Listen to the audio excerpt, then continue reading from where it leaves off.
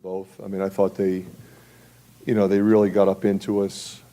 I thought they were connected. They made it hard.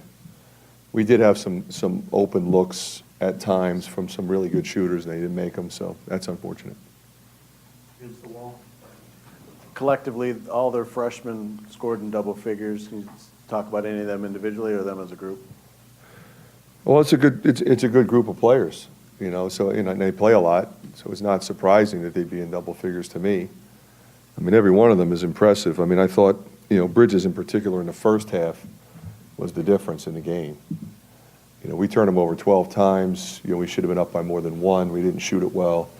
As I said, primarily because they defended well, and they kicked us on the glass pretty good. You can't come in here and get out rebounded 46-32. That's going to make it really hard. You kind of mentioned the turnovers, and you guys, it seemed like, especially early on, the press, the three-quarter court press was kind of confusing them. Is that something that was fatigue a factor later, or did they make some adjustments on that? I thought they did a real good job later on attacking it to score, and we didn't get where we needed to be a couple times, and we're trying to be aggressive. A couple times came up, and you come up, and, it leaves you vulnerable at the rim to a team like this. They got some guys that go get it. Coach, when you were at your best last week, ball movement was something you talked about a lot. What did you think of that tonight in the flow of the offense? The ball movement was fine. It wasn't that. It was ball movement with a purpose. We moved the ball, but we weren't really working hard to get open. We weren't really screening people. We weren't screening with a purpose, cutting with a purpose. We just passed it around. And then we got hung up a couple times, not more than a couple times at the end of the shot clock, putting up a difficult shot. So at least, you look at Ahmad and Tyler, at least they got to the offensive glass a little bit, but, then, not so good on the other side. Obviously a weird night for Jordan Bohannon because he got in foul trouble. Yeah, he's ends up 0 for 8. I mean, yeah, I haven't seen him go for 8 ever, but it's one of those nights for him. I told him to keep shooting. He did. I thought he rushed a couple, but he does that all the time. So it's not like he'll make some of those. We've seen that.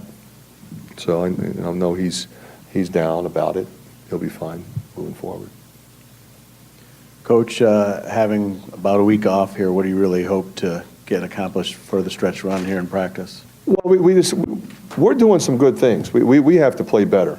You can't come in here and expect to win getting out rebounded and shooting a low percentage. Our ball movement wasn't what it needed to be. Our press was good. Our changing defense was good at times. We had a couple good individual performances, but we have to do a better job offensively in terms of execution against a team of this caliber on the road, and we have to get more back when you're missing as many shots. We were 21 for 64. That's a lot of misses. We got to go back and get a few more, and they made that hard. Coach, defensively, how did you feel efficiency-wise you were the second half against them?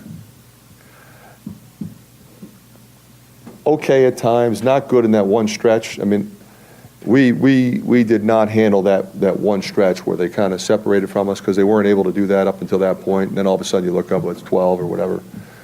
So it's a credit to them. I thought at that point we needed a little more maturity in terms of shot selection, at least limiting them to one shot, knowing where people are. But they also made some threes in that stretch. Got to credit Winston. He made 2. That was big. And so hopefully we'll learn from it. I know I ask you about rotations a lot, but is it kind of hard sometimes to play 11 guys on the road? It just, like, Pemsl played 5 first half minutes. It just seems like some guys just didn't get in the flow. I think that's a legitimate question. I mean, that's a struggle for me. It's a struggle for our staff.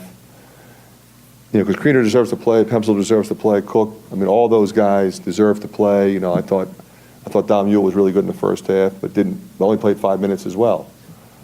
So I'm trying to be fair, and I'm trying to get guys going. And sometimes maybe I'll have to scale it back and just play some other guys more and see how that works. Coach, it seemed like Jok got off to a slow start, and Michigan State had a lot to do with that. But in the second half, he had a little bit of an injury situation there. Is he okay coming out of that? Do you I know? think he's a little sore. I mean, I think he's okay to play. He tweaked something, but when he came out, he said, "I'm ready to go back in," so I put him back in. He's always got ice on various parts of his body, so until he tells me he can't go, I'm going to go with him. He says he can't go, then he can't go, but I'd be willing to bet the next game he's ready to go. One more question. Did Cook get a concussion test or anything? No, well, I thought he got hit in the nose at first, and it was his own man. Ahmad is the one who hit him. They were both going for a rebound. And then I thought it was his forehead, that he may have had a concussion, but I guess it was his eye. I guess he got poked in the eye, and it really scared him. So that's why they kept him out for a while, just to make sure he was okay. But his head was clear. Jeremiah, last question. Coach, compared to the last time you had had a week off, how is this week going to compare to that one in terms of what you do? Well, I think, a little bit, we had 2 road games in a row, 2 tough road games, so a little bit of fatigue, so we can let them rest a little. The guys that are nicked up, can get in the training room. But we'll just go back to work, and like I said, we've got to work a little harder, challenge each other a little bit more, and continue to improve.